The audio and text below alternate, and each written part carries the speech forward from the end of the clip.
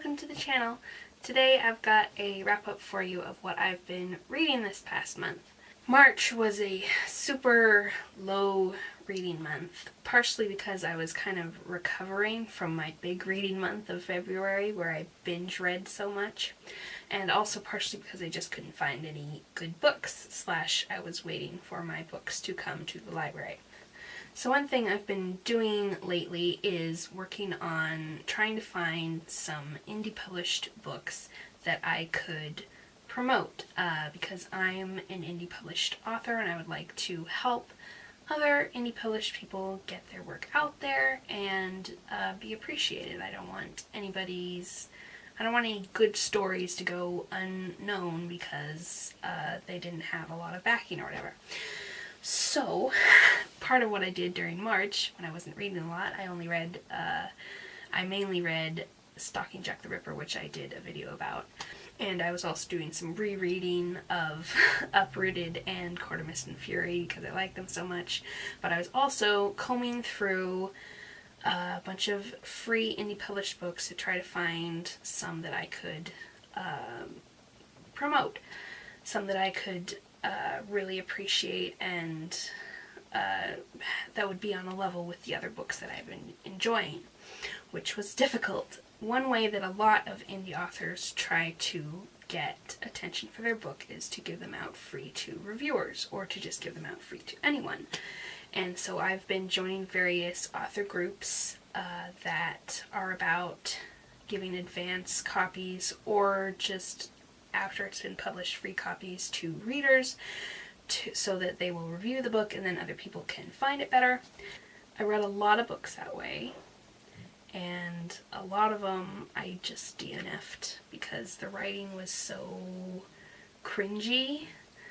I'm not going to talk about which books they were because I don't like doing negative reviews, but I DNF'd at least 3. And I completed one that the writing wasn't too cringy on, but the ending was the most unsatisfactory ending I've ever come across. Not even because everybody died, only like one person died, but just how things ended up was so unsatisfying. Anyway, but I finally found 2 good ones. One was in a review group, and one was just a very nice author that I follow that I met in an author support group, and I followed her on her page, and there she posted about a sale of her book down to 99 cents, so I decided that I could afford to risk that because I don't like to buy untested books because there are so many subpar ones that clearly have not even been had a second draft or just cringy that I don't think they're worth paying for, and I'm risking my time being wasted on them, but I'm not going to also risk my money being wasted on them. But because I like this one so much, I'm going to buy a print copy in addition to the e-copy that I have because I liked it so much and I want to have it. And the review copy that I got, I will also be purchasing. So, let's get started. One of the first books I read this month was Azrian Skies by Anne Wheeler. I'll start off by saying that the author herself I know through social media, and she's a really great supportive person, and I really like her. And now I found out she actually can write good, so yay! Azrian Skies is sci-fi, as you can probably tell from the spaceship on the cover, and it's not exactly what I was expecting. It's not a very sci-fi oriented book, this one. I think the future ones will be more so because from how the book ended, it seems like it's going to be take place more in space after this.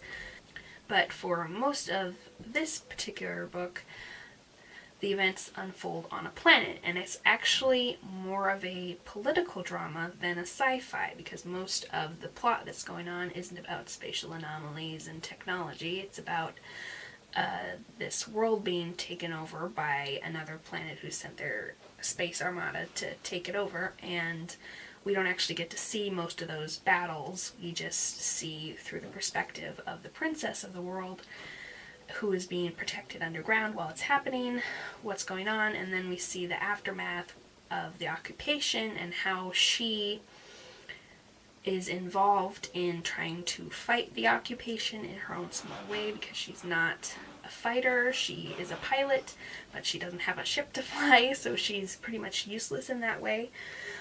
So all she has is her political place as the princess of an occupied planet to work with, as well as her ties to an outside, it's like a federation type thing that her world has been partially allied with, and so she's hoping to work with them to get them to basically free this world from this occupation. And I actually really like that aspect. Sometimes I don't like political dramas when they're very much based on sucking up to people and stuff like that, but this one, it's very much based on figuring out who is loyal to who and why are they loyal and how strong are those loyalties, and who will remain on this or that side even when their life is threatened or when other things are threatened, and trying to figure out who you can trust, who this main character can trust.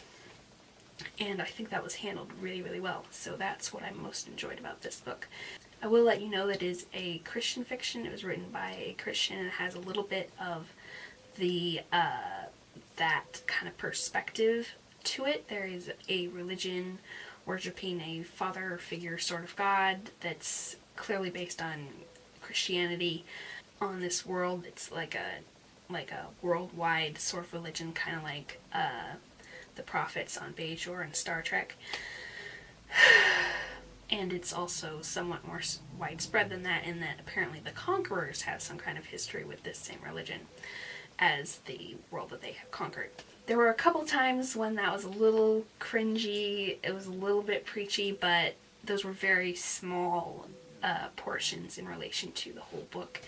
And the main villain of the book was actually really unexpected and interesting and in-depth, and not at all what I expected from standard Christian fictions. So I highly recommend Azrian Skies by Ann Wheeler. There is a full review and discussion of it on my blog, which I will link below. So the second book that I read in April was this one, Don't Look Away by William Dolphin.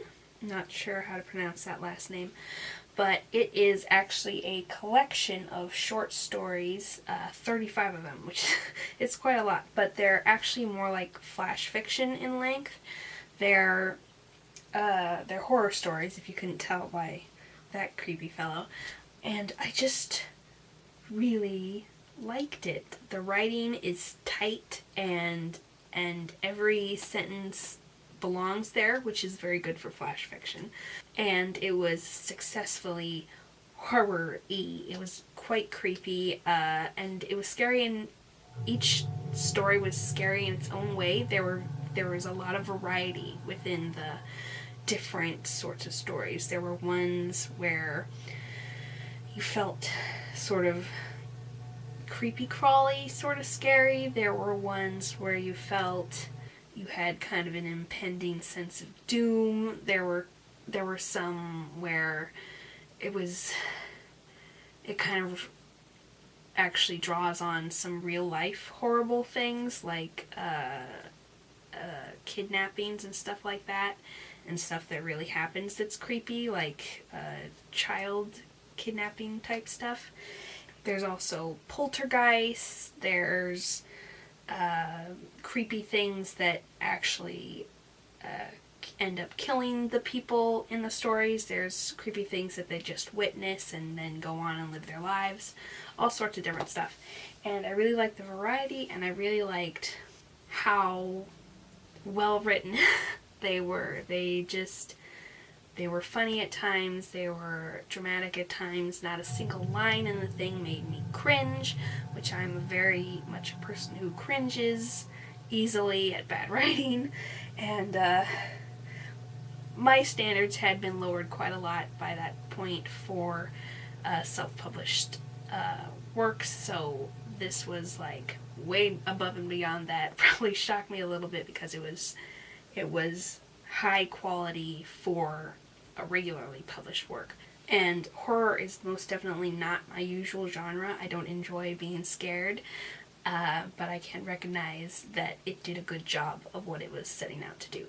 Apparently, the author, William Dolphin, is a person who's been writing these flash fiction type stories online for a long time and has been sharing them, so this is a conglomeration of all the work that he's put out on the internet over the years, and he's had a lot of fans because of that. So his stories have stood the test of being exposed to lots of people and having feedback and having a lot of people like them. So, and a lot of people who are actually fans of horror and not just complete not knowing anything about it like me. I really liked it and I highly recommend it. And I'll include links for all of these books below. And I am planning on doing blog posts for this book as well as several of the others I'm going to be talking about. Then I went on my library site and decided I really needed to actually get back into some of the series that I've been neglecting for various reasons. The first couple of this series, that's not the first one, this series, Ranger's Apprentice, I got at a library sale, and so I only have 1, 2, and 7 because they didn't have all of them, so I read 1 and 2 and then stopped because I didn't own the rest. I would have to get on the library site and then go to the library and get them, so I finally did that, and I requested the next 2 in the series, 3 and 4, and so they are middle grade, and they're not fancy. They're just set in a made-up world that is not magical, but it's medieval type.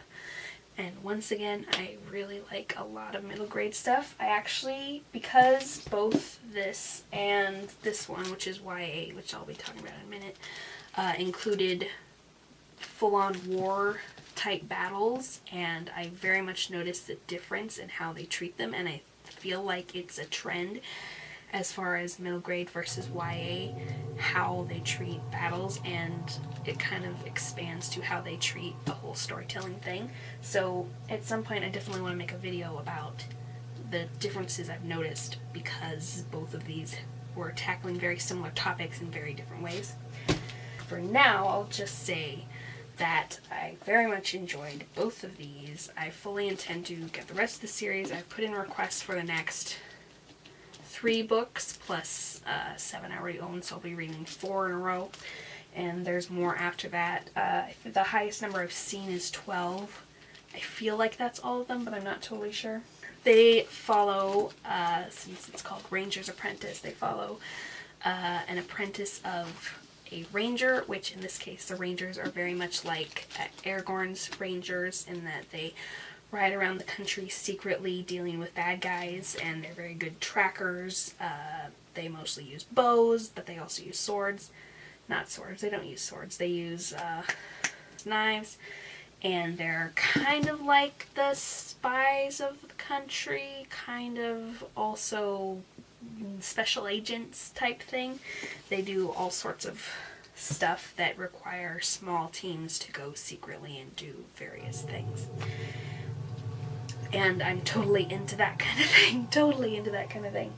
And in this one, the Ranger's Apprentice, named Will, has been captured by some Scandians who are clearly based on the Vikings or Scandinavians. And so they're very much based on the Vikings, which I like because I love Vikings. Love Vikings. Although they were written before it was discovered that half of Viking women were not half of Viking women, half of Viking warriors were women, because it had been assumed in archaeological digs that all of the ones buried with weapons were men, and they recently figured out and actually looked at the bones and figured out, no, wait, those are female bones. Oh. And so these were written before that, so he does write the women as being what is more expected in a medieval circumstances of taking care of the home base type stuff. But I'll let that slide since they are older books. He doesn't seem like a sexist to me, the writer. He seems very not that.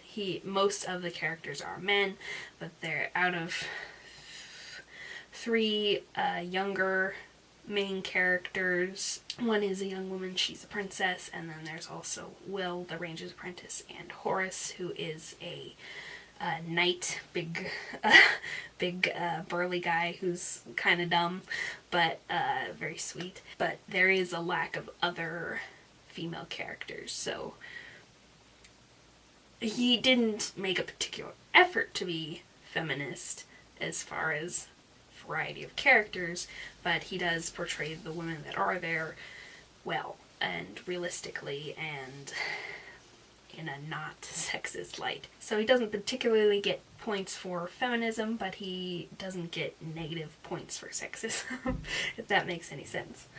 And in this one where they've been captured, it's Will and the girl, Evanlyn, who are on this Viking type ship, and they're being taken, and it's mostly about their journey to the Viking homeland and how they're kept as slaves for a while, and then how they ultimately deal with that situation.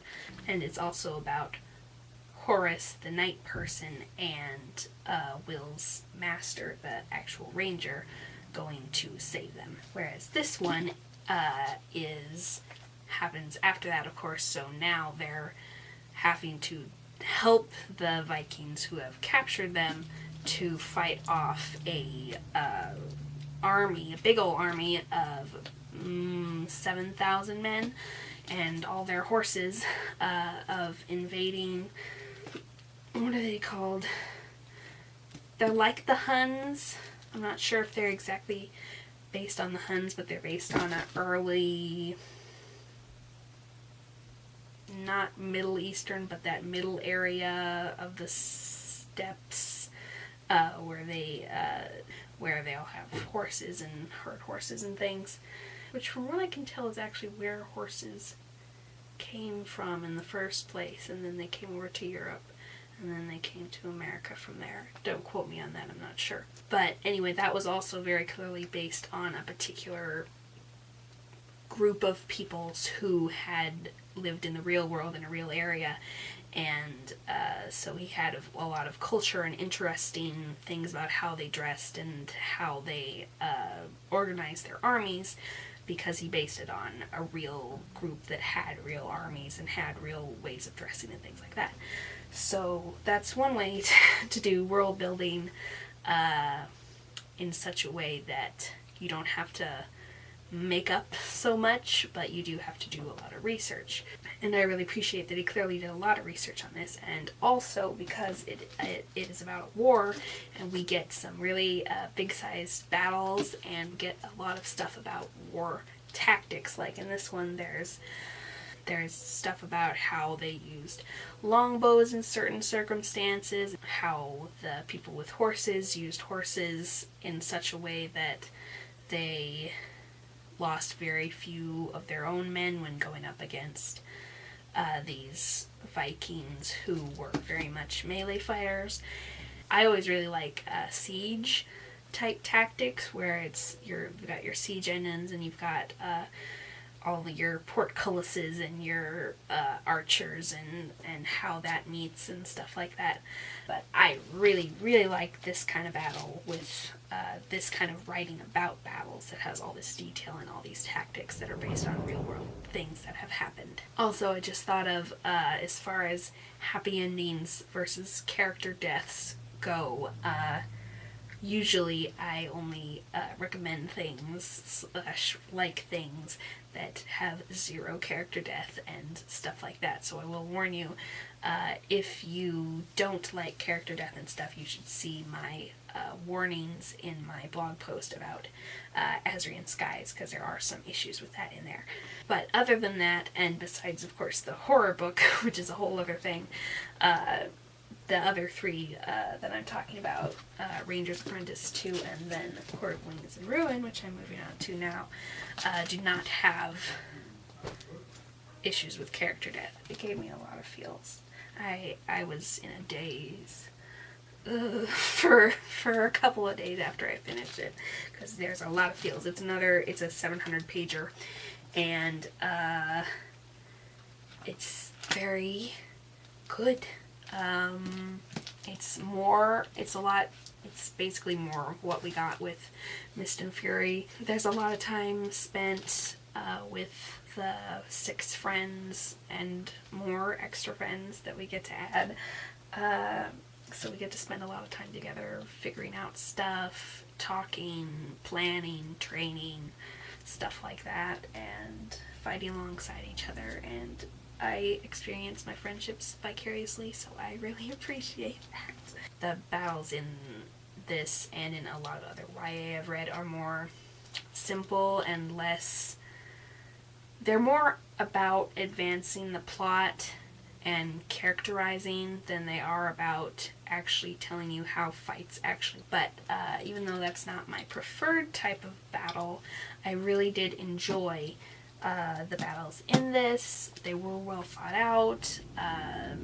They were well led up to and led down from. The tension was handled well, and just lots more characterization and not exactly growth where they change, but where you find out more about them so that you know how they've changed over time. The relationships basically grow. The relationships grow even if the characters don't change much. The relationships between them change, and I really like that. And you get to learn a lot more about a lot of the characters so that you know them better and your relationship with them grows. You find out a lot of things, and sometimes they're sad, often they're sad, because all these characters have terrible backstories, but there's also a lot of really good stuff, and some reuniting with old friends, which is really nice. And for the first time we get to actually find out a lot about the other courts, which we haven't very much thus far. Apparently there are some novellas, which I haven't read, so I'll want to get into that for more lore. And then the next book is coming out this next week, from when I'm filming this, so I don't know whether I'm going to get it right away. I might wait for the paperback, or I don't think I'll get the ebook just because it would be an expense for what I know I'm ultimately going to want as a paperback, so I'll probably just wait for the paperback because all of the people I follow on Instagram are going to be reading it and talking about it, so I'll see whether I can stand up to that or not. You also get to find out a lot more about the lore of the world and the history, and I really like that. And for all 700 pages, some people with 700 pages, they waste it and make it boring and just draw out stuff they don't need to, and it's kind of a vanity project. Sarah J. Maas's 700-page books are chock full of all the stuff you thoroughly enjoy and want to read and want to know, so very good. I highly recommend all the books I've talked about today. I also am about halfway through an epic sort of story that's another almost 700 pages that is something you can only read a little bit at a time because it's so heavy. It's very well written and I like it a lot, so I don't want to bore you with talking about it both now and when I finish it, so I will tell you all about that in my next wrap-up video. Hope you enjoyed this video. If you like this kind of stuff, you can check out the other ones on my channel. If you read any of the books that I've talked about, I'd love for you to comment below and tell me what you thought. And also if you have book recommendations for me of what you think I should read next. If you've noticed, I have some kind of a taste where I like these middle grade things or something, and you know a book that is along those lines, I'd love to know about it.